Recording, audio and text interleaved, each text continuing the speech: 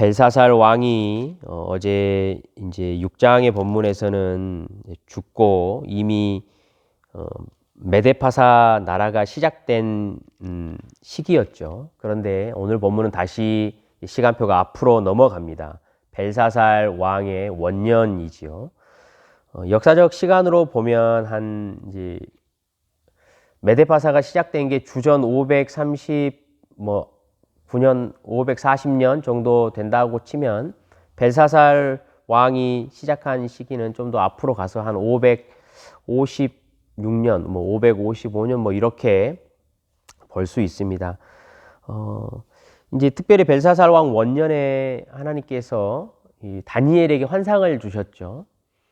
바벨론의 마지막 왕이기 때문에 의미가 있습니다. 이제 바벨론이란 나라가 무너질 것 같지 않았지만 결국은 바벨론 나라도 무너질 것이라 앞으로 이제 큰 격변의 시대가 올 것이다 라는 의미에서 이 벨사살 왕 원년에 하나님의 계시가 주어진 것이 의미가 있습니다.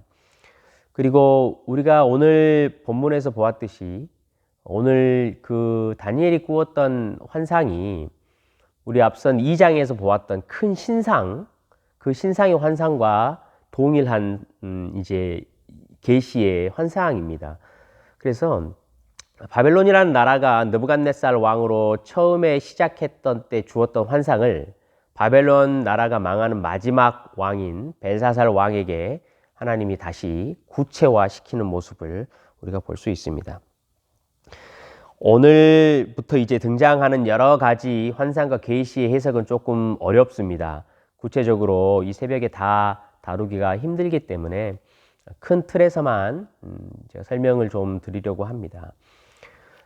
특히 이제 오늘 본문에서 시작하는 이제 이야기는 이미 1장에서부터 6장에까지 여러 가지 바벨론 왕궁에서 있었던 사건들이 있었잖아요.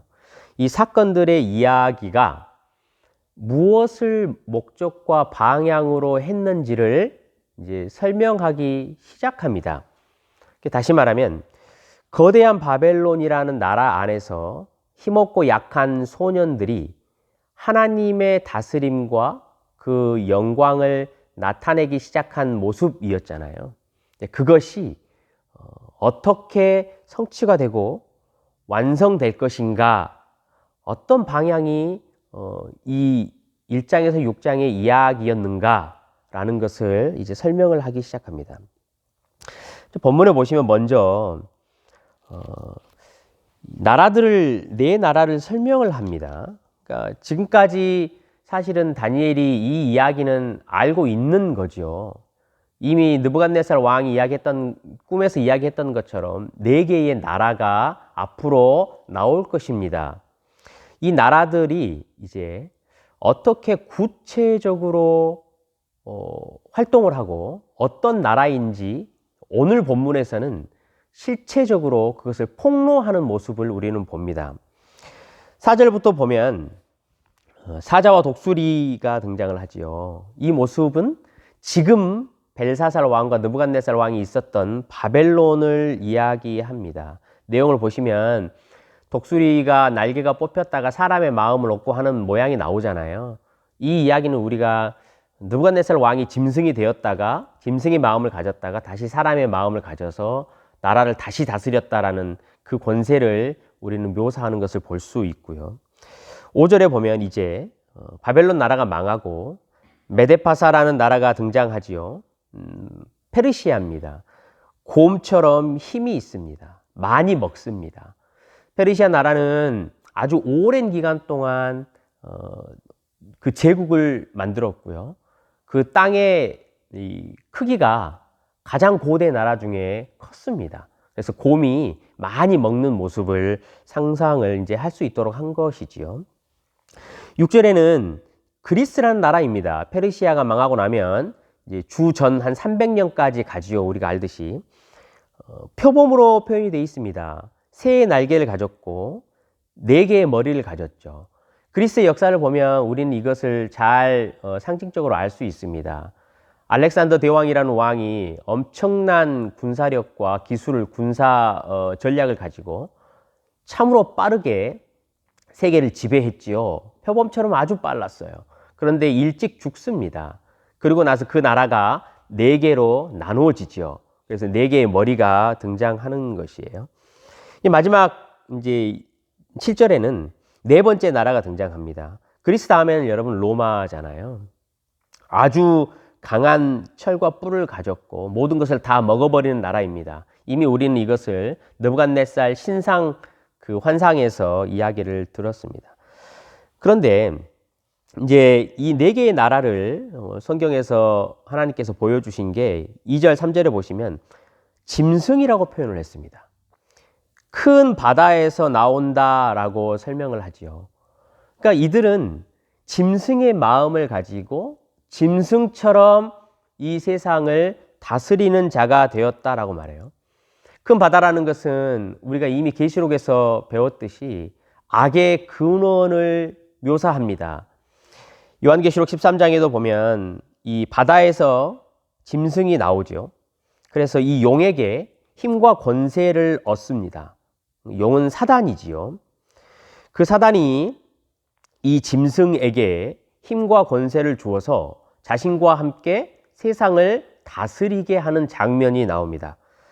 지금 앞으로 등장하게 될 로마까지의 이 나라들이 전부 다 사단의 하수인들이 되어버렸다라는 거예요. 하나님께서 주신 권세를 가지고 세상을 다스려야 할지인데 그렇지 못했다라는 것이죠. 이 이야기가 펼쳐지면서요. 오늘 본문 9절 10절에 보면 이렇게 표현합니다. 하나님께서 좌정하시고 보좌에서 온 세상을 다스리고 계신다. 그러니까 짐승과 같은 자들이 사단의 하수인으로서 세상을 엉망으로 다스리지만 진짜로 세상을 다스리는 분은 하나님이시다. 하나님의 심판의 책이 펴져 있다라고 10절에 이야기를 하지요. 우리가 이것도 이미 이야기를 들었습니다. 하나님의 심판은 지금 이미 기록되고 진행되고 있다라는 이야기를 들었죠. 여기까지 보시면 사실은 1장에서 6장 내용하고 똑같습니다. 다니엘도 이미 이 이야기들은 들어서 알고 있고 하나님이 해석해 주셔서 알고 있는 이야기지요. 그런데 다니엘이 15절에 보면 중심에 근심하며 머리에 환상이 나를 번민하게 했다라고 돼 있지요. 그러니까 왜 그랬을까? 이미 알고 있었던 내용 중에 추가로 다니엘이 잘 알지 못했던 내용이 두 가지가 있었기 때문에 그렇습니다. 그 두 가지가 있어서 이제 다니엘이 그것을 알고자 마음이 번민했던 것이죠. 이제 첫 번째 이제 더 고민이 되었던 게 뭐냐면 넷째 나라에 대한 거예요. 19절에 보시면요. 넷째 짐승에 관해서 확실히 알고자 했던 거예요.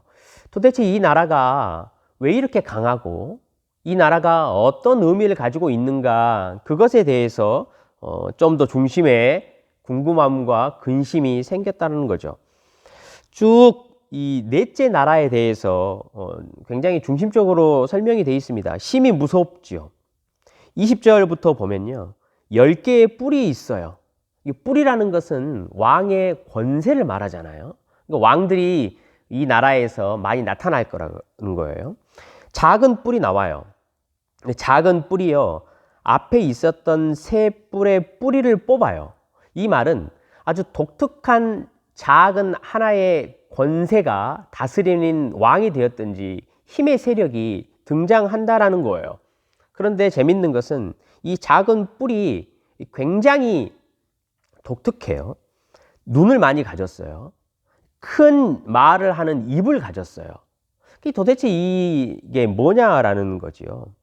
21절에 보니까요. 이 뿔이 성도들과 싸워서 이겨요. 또 이 25절에도 보니까 이 뿔이 지극히 높으신 이를 말로 대적하고요. 성도들을 괴롭게 해요. 법도 고치고요. 자기들이 원하는 대로 힘을 가지고 이 뿔이 할 수 있는 거예요. 성도들을 한 때, 두 때, 반 때 동안 힘들게 괴롭힌다라는 거예요. 그렇지만 26절에 결국은 이 뿔이 완전히 멸망할 것이다 라는 이야기를 합니다. 이 네 번째 짐승에 대한 이야기가 이제 다니엘의 한 가지 번민이었어요. 두 번째 고민과 번민을 준 게 뭐냐면요. 13절, 14절에 나와 있어요. 인자 같은 이지요.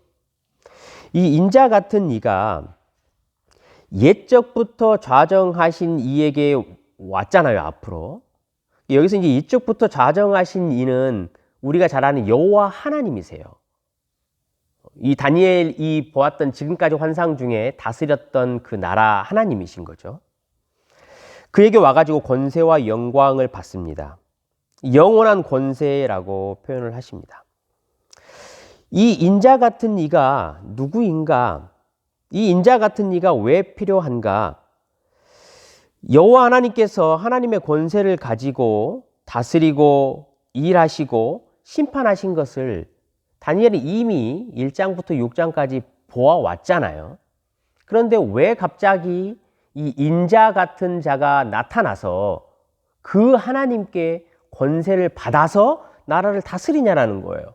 이것이 다니엘의 궁금함이었죠. 성도 여러분, 이 네 번째 짐승은 로마라는 나라입니다. 그러니까 지금 시기적으로 우리가 역사를 쭉 보면요, 이 로마라는 나라가 주전 100년 근처부터 이렇게 시작을 하잖아요. 그 앞에 이제 바벨론과 이제 페르시아와 그리스를 딱 지나서 500년대부터 100년대까지 다니엘이 환상을 시간적으로 본 거예요. 이 주전 100년대가 이제 로마가 나타나기 시작한 때예요. 그러니까 이 나라는 굉장히 강한 나라가 될 거고, 교회와 성도들을 엄청나게 핍박하는 나라가 될 거예요.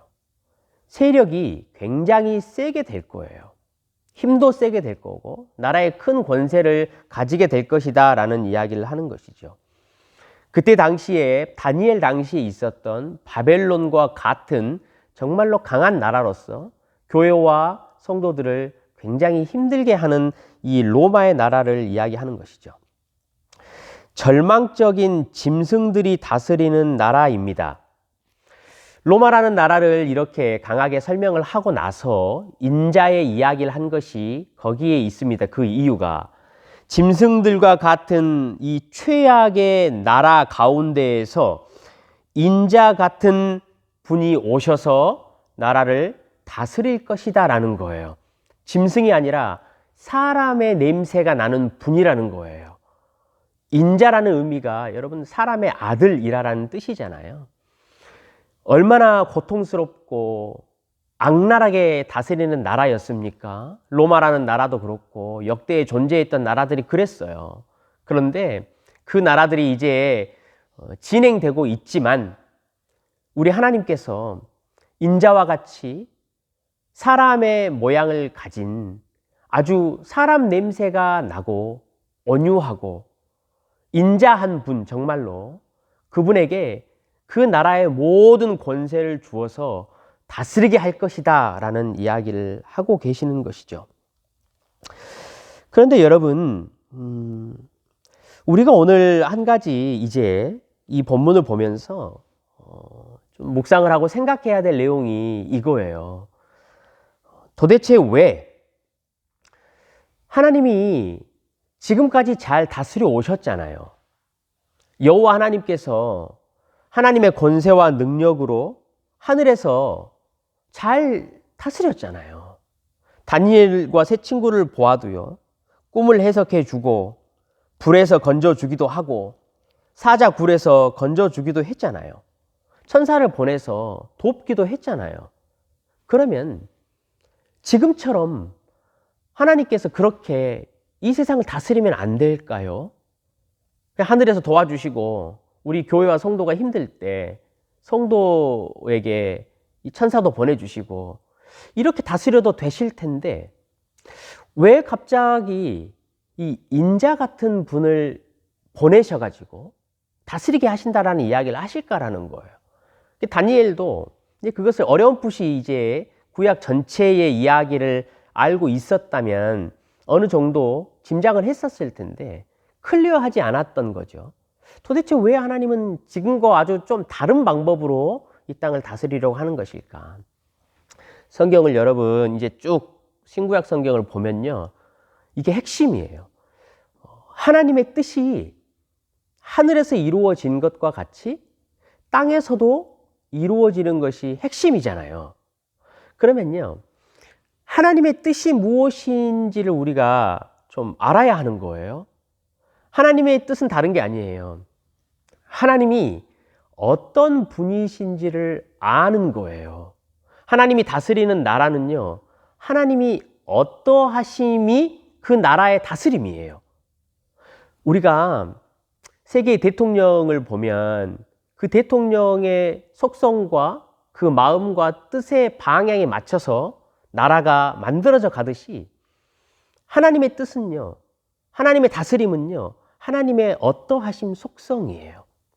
근데요, 여러분 성경을 잘 보시면 이 삼위일체 하나님에 대해서 묘사하는 장면들이 굉장히 많이 나와요. 그걸 종합해 보면요, 우리 삼위일체 하나님은 어떠신 분이냐면 서로 이렇게 이제 세 분이시면서 한 분이시지만 이 세 분이서 한 분처럼 사랑하시는 관계예요. 서로가 서로에게 굉장히 즐거움과 기쁨을 주시는 관계예요. 서로가 서로에게 영광을 주시는 관계예요. 우리 하나님은 서로가 서로에게 즐거움을 나누시는 분들이세요. 그리고 분이세요. 하나님의 나라는요, 이렇게 만들어져 있는 거예요. 그러니까 하나님의 뜻이 하늘에서 이루어졌던 것은 바로 이런 나라예요. 그 나라가 이 땅에서도 이루어지기를 소원하는 거죠. 그렇기 때문에 인자 같은 분을 땅으로 보내신 거예요. 이 땅에 이루기 위해서. 그래서 인자 같은 분을, 그 예수 그리스도를 이 땅에 보내신다라는 것은요, 하나님이 우리랑 함께 하고 싶으시다라는 의미예요. 하나님이 우리를 가장 가까이서 항상 보고 싶다라는 의미예요. 우리를 가까이서 서로 사랑하게 하고, 서로 기쁨을 나누고, 서로 영광을 주고받고, 서로가 서로 안에 함께 동행하고, 이런 하나님의 나라를, 그 다스림을 이 땅 가운데 세워내기 위한 그 목적이라는 것이죠. 그것을 우리에게 설명해요. 그래서 구약 성경에도 항상 보면요, 이 성전, 성막 이런 것은 다른 상징이 아니에요. 하나님이 우리랑 너무나 가까이 하고 싶으신 거예요. 그래서 우리에게 안식함을 주고 싶은 거예요. 우리로 하나님 안에서만 행복을 누리고 싶게 하고 싶으신 거예요. 그래서요, 인자 같은 일을 보내셔야 하는 이유가 여러분 거기 있는 거예요. 이 땅 가운데 새 에덴을 세우고 싶으신 거예요. 원래 에덴이 이 땅에 있었잖아요. 그 에덴은 하나님의 나라였어요. 하나님이 임재하셨던 성전이었어요. 그것을 이 땅 가운데 다시 회복시키고 싶으신 거예요. 그래서 보이지 않는 하나님의 형상, 그 하나님의 깊은 사랑과 기쁨과 능력을 가지신 그 인자 같은 분을 우리에게 보내신다라는 의미예요. 성도 여러분, 이 다니엘의 예언을 기준으로 해서요, 이제 다니엘 이때부터 500여 년이 지나면요, 로마 때에 그 하나님의 나라가 인자 같은 이 예수로 말미암아 이 땅에서 시작이 되었어요. 이 의미는요, 그냥 하나님의 나라가 그냥 시작되는 모양이다. 예수님이 십자가에 우리 때문에 와서 죽으려고 오셨는 모양이다. 이 정도 수준의 것이 아니에요. 온 우주가 존재했던 그 목적이 달성되고 완성되고 성취되는 거예요. 우리가 살아왔던 온 우주에 엄청난 대변혁이 일어난 거예요. 그 영광스러운 하나님의 다스리심이 그 아름다우심이 우리가 보고 같이 만지고 누릴 수 있도록 이 땅 가운데에서 시작이 됐다라는 것이죠. 엄청난 변화가 일어났다라는 거예요. 우주의 변혁뿐만이 아니고요. 이 땅을 살고 있는 온 인류의 역사에 엄청나게 큰, 정말로 그야말로 신비하고 영광스러운 일이 이미 시작이 되었다라는 거예요. 여러분, 그것이 우리에게 오늘 큰 의미가 있는 것이지요. 우리는요, 이 인자 같은 이가 예언되었고 결국은 그 하나님의 뜻이 이 땅 가운데 이루어지도록 오셨던 이 예수님으로 말미암아 지금 우리가 가지고 있는 현재성, 이미 시작된 그 현재성들이 굉장히 많이 있어요. 우리는 오늘 그것을 실제적으로 인식하고 누려야 할 필요가 있다라는 거예요. 여러분, 그 현재성이 무엇입니까? 몇 가지가 있어요. 첫 번째는요, 이거예요. 인자와 같은 예수님의 나라가 이 땅 가운데 시작되었다라는 거예요. 다시 말하면 예수 그리스도의 죽음과 부활하심으로 말미암아서 이 예수님이 하늘과 땅 아래에 있는 모든 권세를 가지셨다라는 거예요. 모든 권세를 가지셨다는 말은 이제 우리가 예수 그리스도 안에서 안식할 수 있다라는 거예요. 이제 그 안에서 여러분 안식하라는 거예요. 예수 안에서. 그리고 이 인자 같은 예수님이 죽음과 부활로 말미암아 모든 권세를 가졌다라는 것은요, 이제 전세가 바뀌었다라는 거예요. 바벨론 때를 생각해 보세요. 얼마나 큰 나라였습니까? 얼마나 놀라운 권세였습니까? 그 안에서 다니엘과 세 친구는 보기에 너무나 작았어요. 사람들이 보기에도 그랬어요. 그렇지만 이제는요, 여러분, 그 나라가 완전히 바뀌었어요. 하나님의 나라와 권세가 이미 이 세상을 심판했고 이 세상을 심판하고 있어요. 예수님의 마지막 심판 장면을 여러분 생각해 보세요. 예수님이 누구 앞에서 재판을 받았죠? 빌라도 앞에서 재판을 받았어요. 그런데 그 빌라도와 예수님이 마지막 그 요한복음에서 나누셨던 그 대화를 한번 잘 생각해 보세요. 무슨 대화였죠, 여러분? 예수님이 내가 십자가에 죽고 살고 이런 이야기가 아니었어요. 나라에 대한 이야기였어요. 물어보잖아요. 빌라도가 네가 왕이냐? 네 나라는 어떤 나라냐? 예수가 야, 내 나라는 보이지 않는 나라야. 너가 로마의 권세를 가지고 있냐? 네 그 권세 아무것도 아니다. 내가 죽고 부활하는 것은 하나님이 나에게 주신 이 권세 때문에 이렇게 되는 것이지, 로마 빌라도 너가 가지고 있는 권세 때문에 그렇게 된 거 아니야? 네 나라의 힘이 아니야 라고 예수님이 말씀하셨어요. 얼마나 당당한가 보세요. 얼마나 위험이 있는지를 한번 보세요. 나의 나라는 진리에 대한 나라이다. 너희들이 다스리는 힘과 권세의 그런 하찮은 나라가 아니다. 돈으로 다스리는 그런 하찮은 나라가 아니다. 내 나라는 진리이다. 만약에 내 아버지께서 원하셨다면 로마의 너희들이 군대가 아무리 강하다 하더라도 아버지께서 나를 건져내시지 못할 줄 아느냐. 네 나라는 이미 끝이 났다. 여러분, 이제 전세가 바뀌었어요. 교회와 성도가 이 땅을 살아가는 것은요, 세상의 돈으로 권세와 힘으로 다스리는 이 나라 안에서 살지만 우리는 이미 이긴 자의 권세를 가지고 지금 살아간다라는 거예요. 그게 현재성이에요, 여러분. 심판도 현재성이에요. 말씀드렸듯이 이미 사단의 권세는 끝이 났어요. 오늘 본문에도 보시면요, 26절에도 심판이 시작되면 그 로마라는 나라가 권세를 빼앗기고 완전히 멸망하게 될 것이다 라고 표현이 되어 있잖아요. 이 말이에요. 이미 권세는 빼앗겼어요. 심판은 시작되었어요. 그래서 이미 사단의 나라와 거짓의 나라와 죄와 사망은 심판을 받았고요. 그것이 이제 교회와 성도에게 아무런 영향을 미치지 못한다라는 말이에요, 여러분. 앞으로 그 나라는 그 사단은, 그 죄와 사망은 완전히 멸망할 것이라는 거예요. 여러분, 또 현재성이 있어요. 무슨 현재성입니까? 여전히 죄와 유혹은 그렇지만 남아있다라는 거예요. 사단의 관계가 여전히 현재성이 있다라는 거예요. 25절에 보면 이제 그 이야기를 하는 거예요. 로마라는 나라가 말로 대적한다라고 말하지요.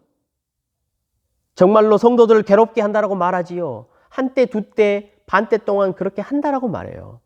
그래서 로마 그 나라가 교회를 박해했듯이 지금도 여전히 현재적으로 일어나고 있다라는 거예요. 우리는 그것을 잘 인식해야 한다라는 것이지요. 여러분, 마지막 현재성 하나가 또 있어요. 우리가 죄와 사망과 사단의 유혹 가운데 살아가고 있지만요, 하나님은 우리를 구원하신다라는 거예요. 우리가 그 예수 그리스도의 힘을 가지고 이 땅에서, 이 세상에서, 그 유혹에서 보호하심을 받고 건지심을 받는 그 현재성이에요. 갈라디아서 1장 4절에 보면요, 이렇게 돼 있어요.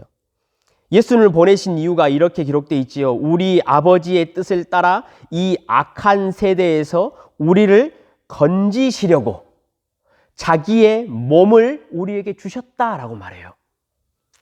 예수님이요, 우리를 이 악한 세대에서 건져내시려고 자기의 몸을 주셨다라는 거예요. 성도 여러분, 예수님이 우리의 구원자시잖아요. 우리가 날마다 매일 살아가는 이 악한 세상 가운데 우리를 구원하신 구원자세요. 그런데 여러분, 이 구원자를 생각하실 때 여러분이 진짜 잘 생각하셔야 될 게 있어요.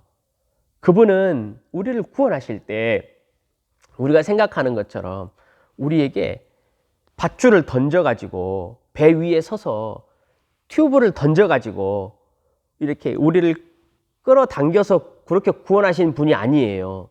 우리 물에 빠진 사람 구원하는 구원자 생각하면 그렇게 생각하잖아요. 우리 주님은 그런 분이 아니세요. 어떤 사람은 물에 빠진 사람을 구원하러 올 때 자신의 어떠한 위험을 무릅쓰고 헤엄쳐 들어와서 우리를 구원해 가기도 해요. 근데 예수님은요, 그런 구원자도 아니세요. 오늘 제가 갈라디아에서 읽어드렸던 것처럼요, 예수님이 우리의 구원자가 되신다라는 것은요, 자기의 몸을 주신 거예요. 자기의 몸을 버리신 거예요. 직접 물로 뛰어 드셨어요. 그래서 우리 대신에 우리를 살려내시고 우리 자리에서 그분이 죽으신 거예요. 예수님이 우리의 구원자시라는 것은 여러분 그런 개념이에요. 그냥 멀리서 우리에게 야 나와라 하고 튜브를 던져주시는 분이 아니라는 말이에요. 그게 무슨 의미입니까? 그만큼 저와 여러분의 가치가 대단하다라는 거예요. 예수님이 자신의 몸을 주셔서 이 악한 세상에서 우리를 건져내셔가지고 그 하나님의 사랑의 아들의 나라 안에 그 안식을 누리고 하나님과 그 사랑을 나누고 싶은 마음이 너무나 간절했다라는 거예요. 그게요, 하나님이 그 인자 같은 예수를 우리에게 보내신 이유예요. 저와 여러분의 소중함이에요. 저와 여러분의 인생의 가치라는 거예요. 성도 여러분, 오늘 하루 우리가 이 현재성들, 이것들을 실제적으로 인식하기를 주님의 이름으로 간절히 부탁드립니다.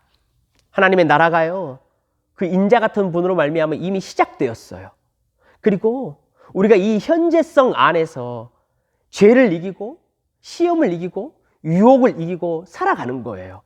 그러면서 우리는 장차 완전하게 임하실 예수 그리스도 그 미래성, 그 나라를 소망하는 것이죠. 오늘 그 안에서 여러분 승리하신 하루 되시길 주님의 이름으로 간절히 축원합니다. 주님, 인자와 같은 예수를 우리에게 보내주셔서 감사합니다.